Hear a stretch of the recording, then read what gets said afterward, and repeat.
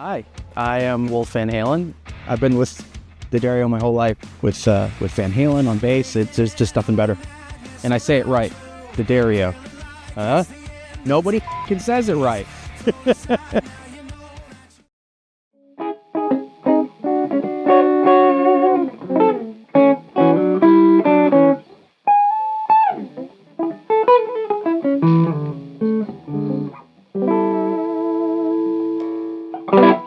Hey everybody, I'm Ted Drozdowski, Editorial Director for Premier Guitar, and it's time for another rig rundown. Don't forget to smash the subscribe button. But what's even more important is that we are going to be talking today with Billy Zoom and John Doe from X. And I've been listening to Billy, you play since about 1980, a couple years after the band started, and I've always enjoyed everything you guys have done. And I really love your tone and approach. I feel that it's been vastly influential to so many other American bands and players. So it's a pleasure to be here. Thank you. Thank you. I really nice appreciate to be it. here. Fun. What do you want to do? Well, let's talk about your gear. Okay. From head to tail. This Let's is, start with this guitar. Vintage Select? It's a Gretsch Vintage Select 6122T 1959. Yeah, something like that. Uh-huh. And it's all maple, is that right? I have no idea. Okay. I believe it's all maple. And is it stock, or is there anything else you've done to modify this guitar? No, I put different tuners on it. They're locking, but I wanted a better gear ratio. Because they make the, it's a long story. The If stock, you want to tell, well, the stock ones, they're pretty, but they have a bigger diameter here on the peg. So it changes the gear ratio. Okay. So they're too quick. This is a Kent Armstrong P90. Excellent. In a humbucker case. That's a Seymour Duncan de-armand copy that squeals, and the wiring's different. Okay. Do you know what's different about the wiring in this one? Did you do it yourself? Oh yeah, I did it myself. Yeah, Excellent. It's just a circuit I designed that I like better. Okay, and I know you are a designer. We're going to get to the amps that you designed shortly as well. You did a feature article on me in your magazine. Indeed, we did. I assigned it. Yeah. You have had a long association with Gretsch instruments. What in particular is it about Gretsch that attracted you to them in the first place? And there's been an evolution, through different models over the years too. Well, I had the Silverjet for a long time. I still have it, but I don't know. I think I always wanted one. I mean, that's Who did you see playing one when you were a kid that excited you about it? Dwayne Eddy, Eddie Cochran, the Beatles. Everybody. I mean, rock and roll when I was a kid was either Fenders or Gretsch's. I think we always considered Gibson an old man's guitar. How hard was it to get that first Gretsch? Is it something you saved a lot for, or did you have to for work? for a while I had a late '60s, early '70s. I had a Guild Starfire with the de-armand pickups and a Bigsby, and that was as close as I could get. And then I found a 6120 in a pawn shop in Hollywood for $250, and I nabbed that, and I had that and a 58 Strat for many years, and then when we started X in '77 and started playing power chords and stuff, the Strat just sounded too thin, and the 6120 would just feed back because the body was so big.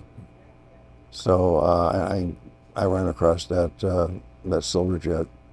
I had to chase it a little bit. It was in a music store and I wanted it, and then I went back to get it, and then somebody had sold it, and then it ended up the guitar player with the bags had it at the Mask, and they played a set, and then he dropped it going into the back room and broke the neck off, and I traded him some stuff for it and got it cheap, but I had that one for a long time. And did you do the neck repair yourself? Yeah.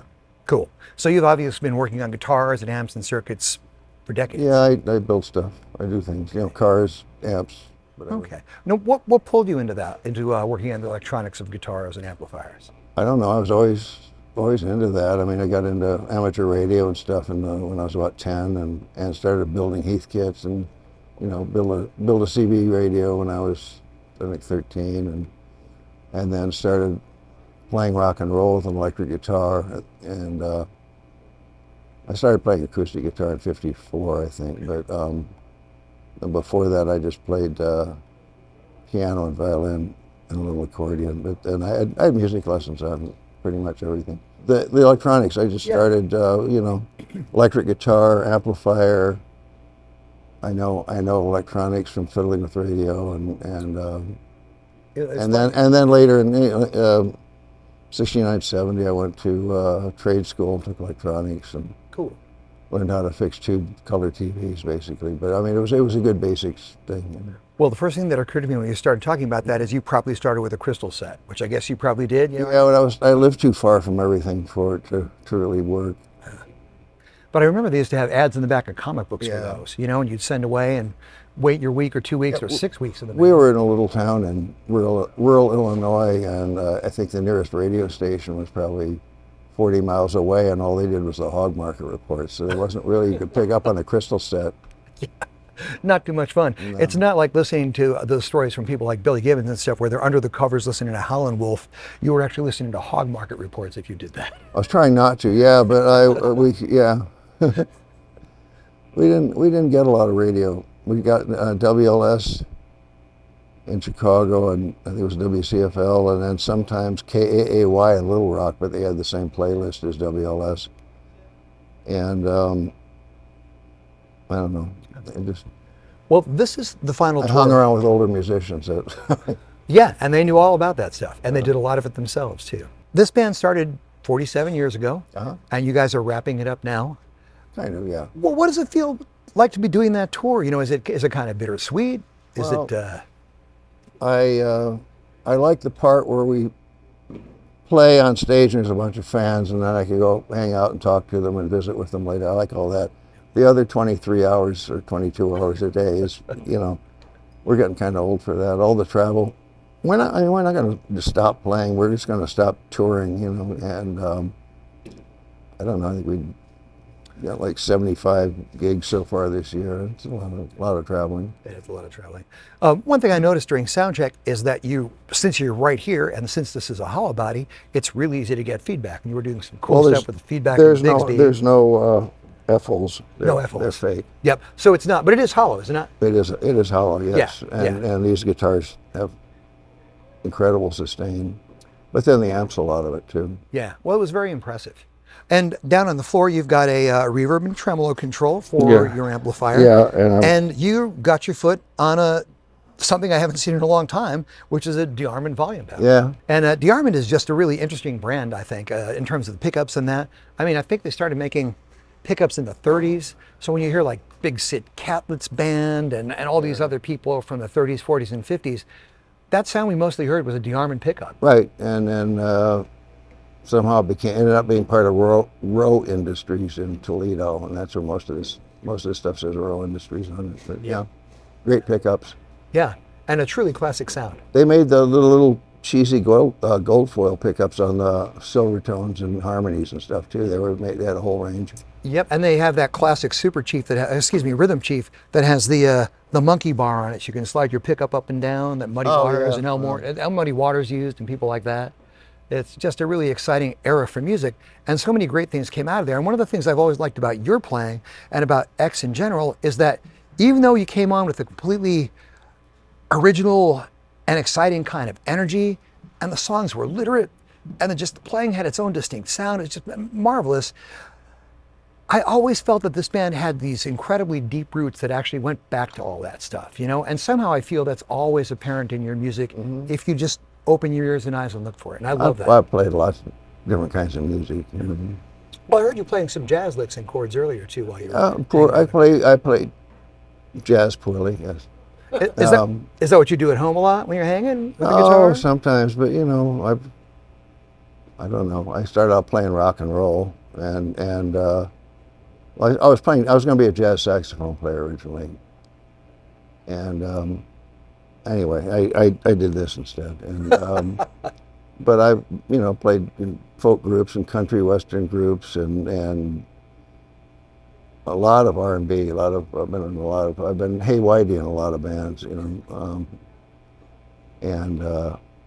played a lot of soul and R&B in the '60s and early '70s, and did rockabilly and made some rockabilly records and stuff in the mid '70s. Well, I am glad you played rock and roll because I've enjoyed listening to it for the decade, so thank you for that. And let's talk about this amp, which is a Zoom amplifier. This is something you built. That is a Zoom amplifier. Okay. This one is a prototype that I built for G&L Guitars in about 2008, I think, something like 2007, 2008. They asked me if I could design a tube amp for them, and so it doesn't really look like a typical Billy Zoom amp, but I built it, and then 2008, 2009, the economy was crashing, the housing market fell apart, and then it didn't go anywhere. Nothing happened. So I had it sitting around, and I wanted to get quieter because we used to play insanely loud for a long time. And it's 12 watts? It's 12. Yeah, it'll go up to 30. But I play it on 12. Yeah. Okay. So it's got power switching basically Yeah. at 2 different levels. And is that a Celestion in there? It's a vintage 30. Yeah. Excellent. Good. And you've got let's see, what control set does this have? It's got, I think, 3-band EQ, reverb, Yeah, but it's tremolo.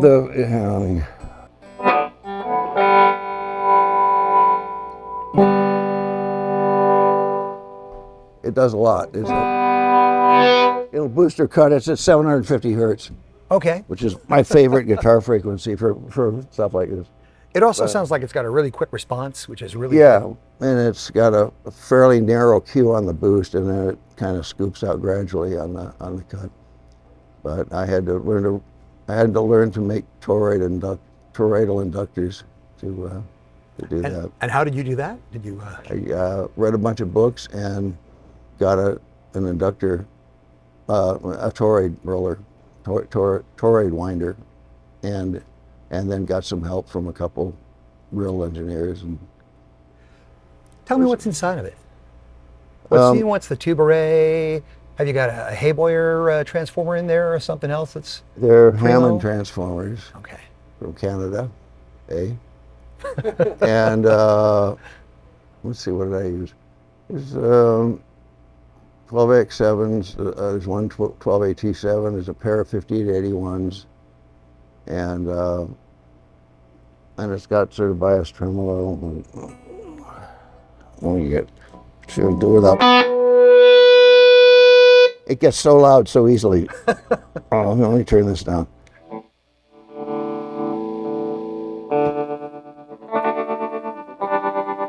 And I got all this.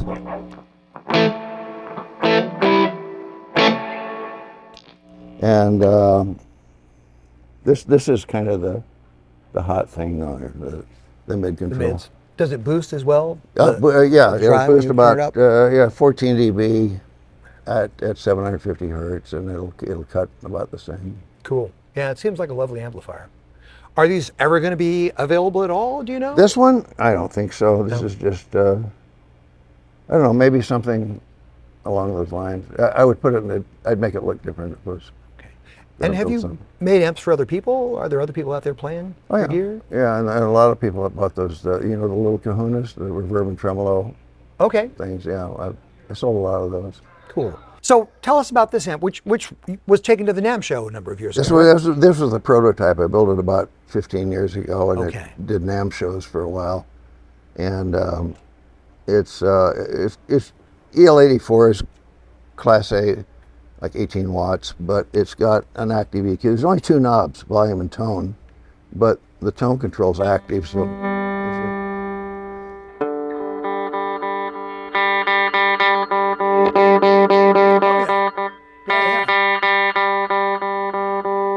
Yeah, that's dramatic. Yeah, it's got a inductor capacitor circuit that it boosts, but you can change the frequency of the boost by turning the knob. And then this is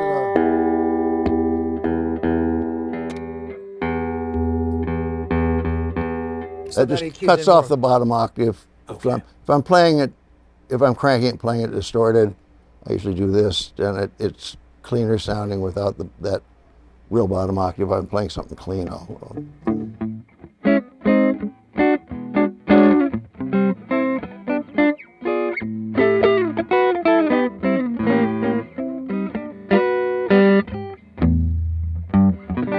Anyway, that's that. Cool. Well, thank you so much. And- We Really appreciate you talking to us today and taking the time. And man, I hope you enjoy the rest of the tour, at least all the parts when you're on stage. You want to talk about my saxophone? You know, I actually did want to talk about your saxophone. Okay. I'm just kidding. Okay. I actually talked to Chris about that. It's like, we should do the saxophone. Why don't you kick us off with Premier Guitar's first ever sax rundown? Okay, you want me to play it again, or If you wouldn't mind, that'd be great. Just Okay. give us a lick. I don't have a strap. Okay. This is my 1938 Con 10M Naked Lady, and it's got the little girl here with the bare breasts. Oh, yep. And it's a good horn. I've had this since like 72. It is a beautiful horn, and it sounds great. You know, I don't know squat about horns, to be honest about it, but I think that's damn cool. I don't either, but I fake it. Well, my dad liked Con 10Ms. Well, thank you so much for doing this with us Thank today. you. We really appreciate it. And now we're going to talk to John Doe. Who? Thank you, sincerely. Sincerely.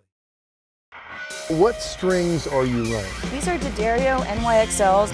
And the D'Addario NYXL. But they're D'Addario strings, and I've been using those since forever, and I love them. D'Addario strings as well. D'Addarios. Right. D'Addario. I've been using D'Addario. I'm a fan of D'Addario. Started using these D'Addarios. I like the D'Addario NYXLs. These are D'Addario, and I got the NYXLs on here.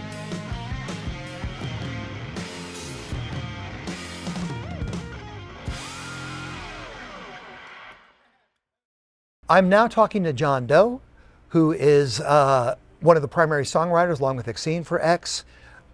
He is just an American institution, in my opinion, and I'm really thrilled to be here with you, John. Thank you so much for doing this. We really appreciate it. You're welcome. Superman pose, I like it.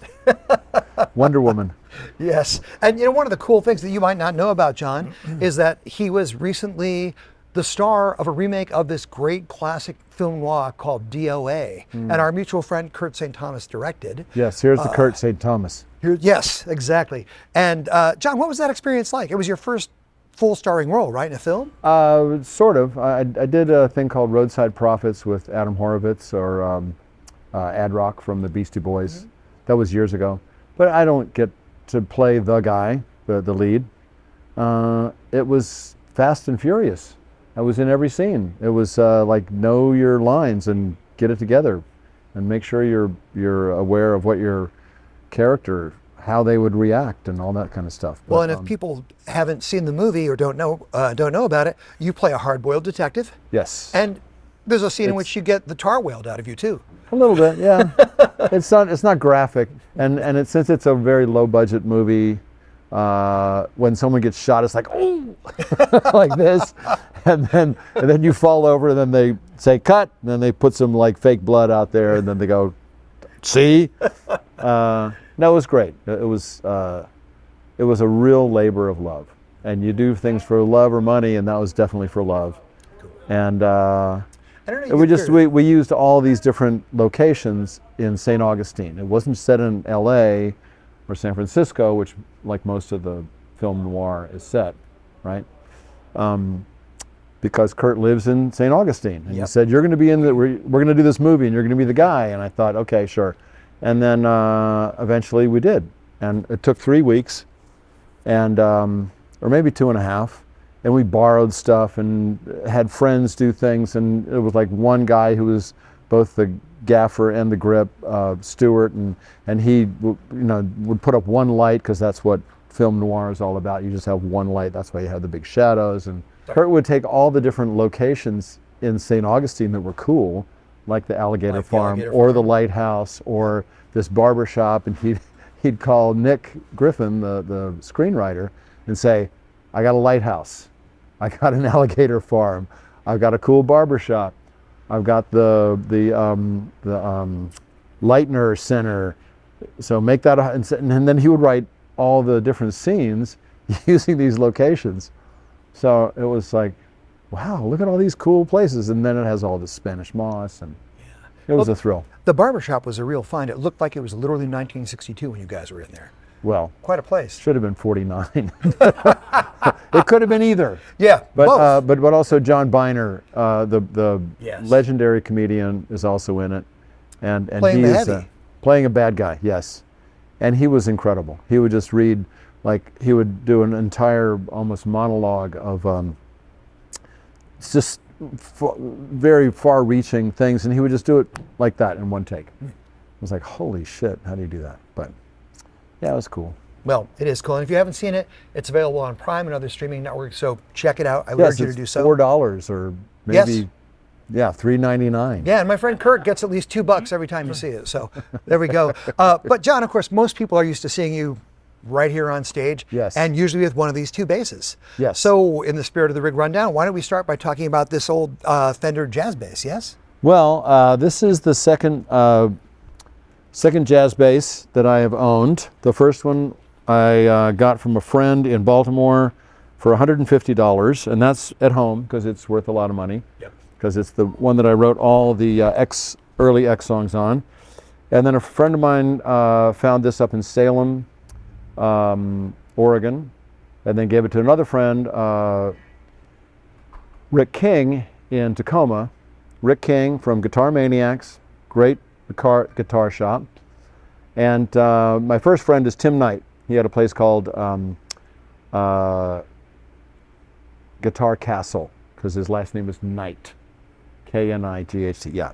Anyway, so he found this, and it was all just blonde, stripped of paint.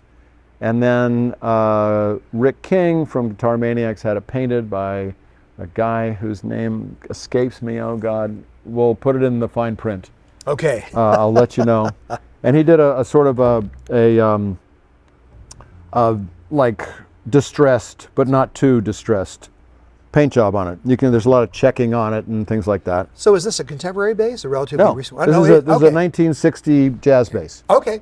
And he still did some. Yeah. Instead of painting it like it's new, antiquing to it, or he did it as a distressed job. Okay.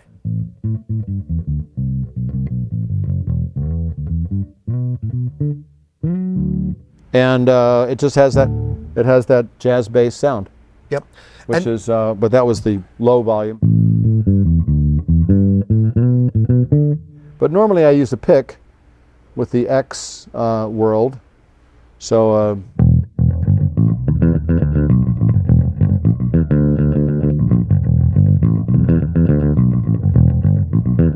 Or.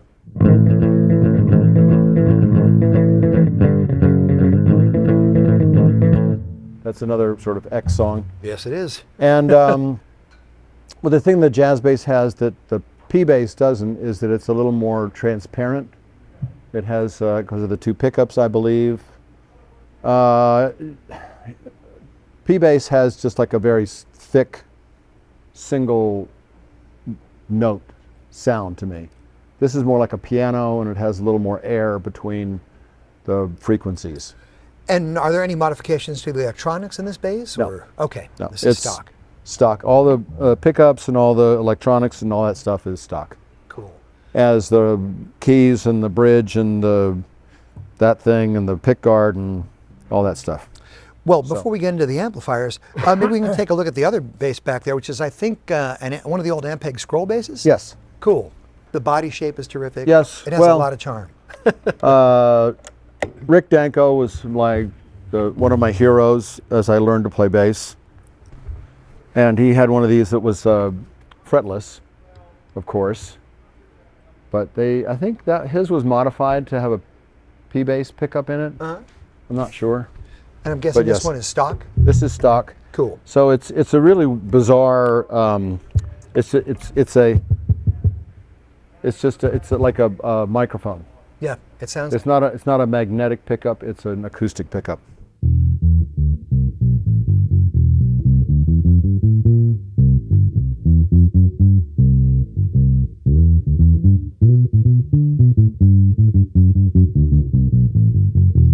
But it's got some meaty. The interesting thing is that you cannot have any treble on the pickup, because if you do, it sounds like shit. Oh. Here's what it sounds like with.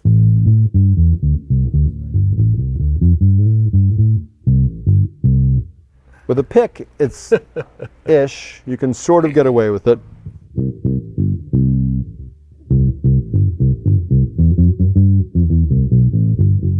That is with all the treble rolled off. If you put any treble in it, it sounds like this.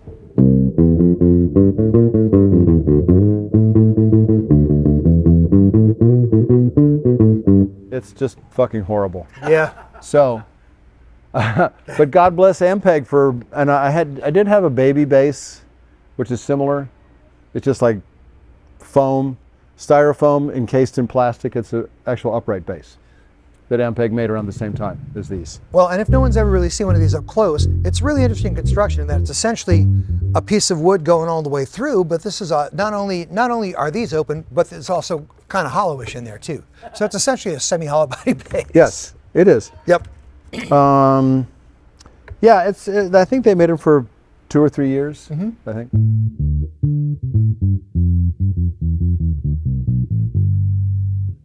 I always wondered why they, and it's very loud. This is only at half volume.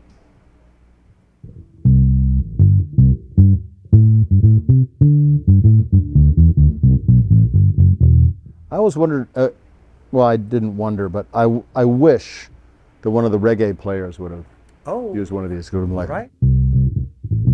So bottom heavy.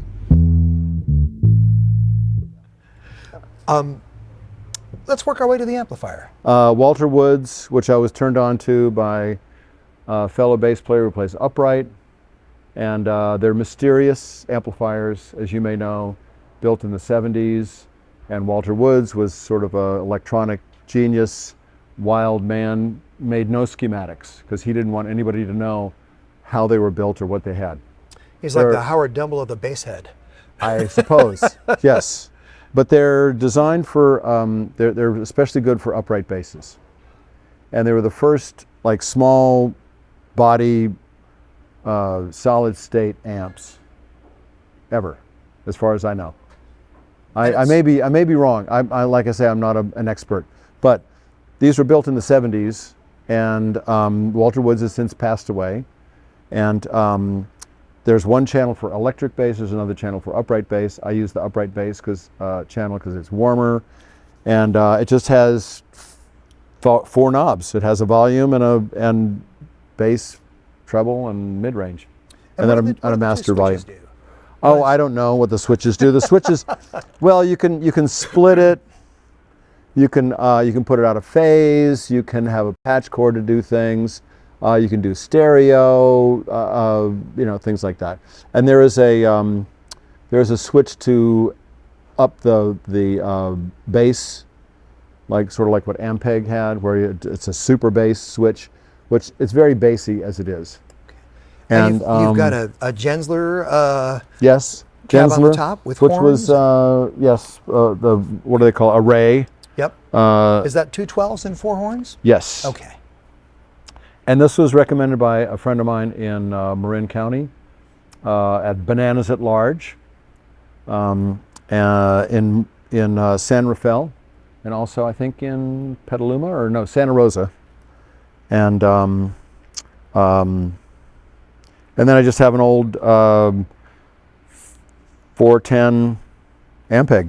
On the bottom. Yep. Yeah, but this Genzler is very, it's got a lot of clarity. And that helps.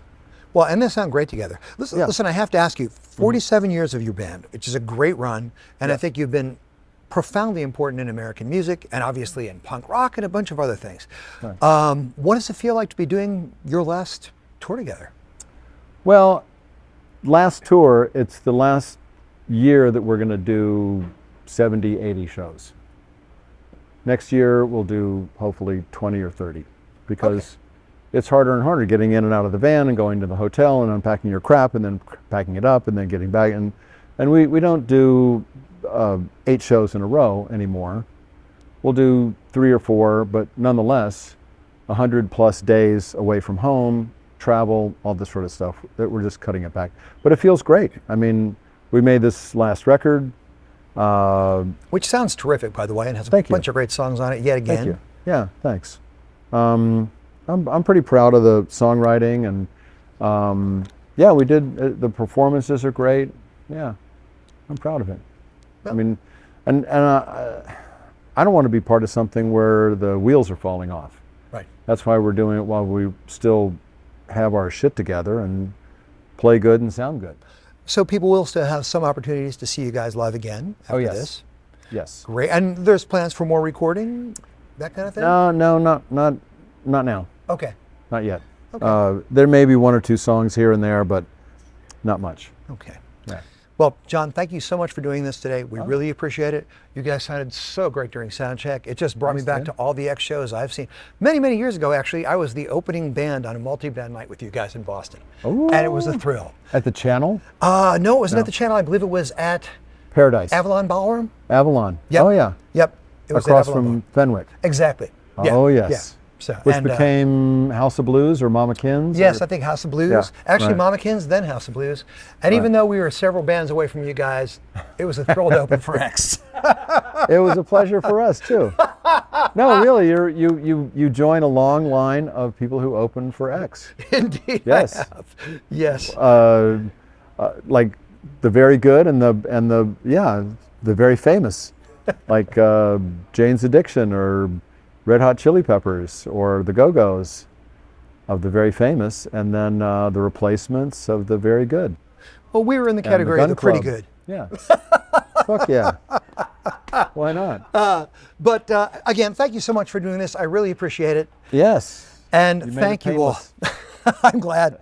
And thank you all for watching. And remember, subscribe to our Rig Rundown channel. Visit premierguitar.com. Stay tuned. Keep those cards and letters coming in. Peace.